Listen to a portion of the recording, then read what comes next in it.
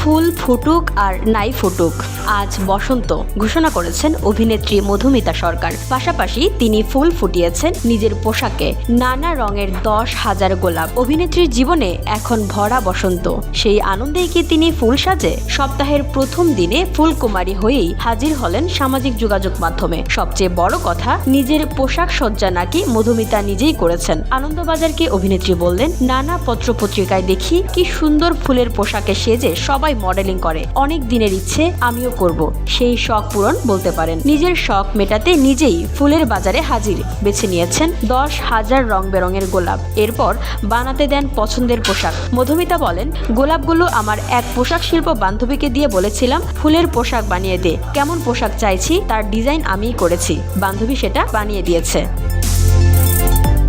নিজেকে সাজিয়ে আয়নার সামনে দাঁড়ানোর পরে নিজের কেমন লাগলো জবাবে ফের উচ্ছ্বসিত তিনি। খুশির সঙ্গে দ্বিধা রেখেই প্রশ্ন করলেন, বেশ লাগছে না? তারপরেই খানিকটা খুঁতখুঁতে। অভিনেত্রী নাকি চেয়েছিলেন পোশাকের কোনো অংশ দেখা যাবে না, শুধুই ফুল থাকবে। পোশাকও তৈরি হবে সম্পূর্ণ ফুলে, কিন্তু পোশাক তৈরির সময় দেখা গেছে সেটা করলে খুব ভালো দেখাবে না। পোশাকের পাশাপাশি ফুল ফুটেছে তার গয়নায় ও চুলেও।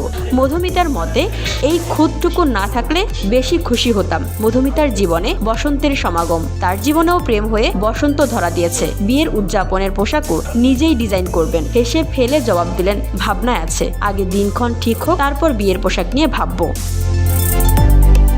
VOD Bangla news desk.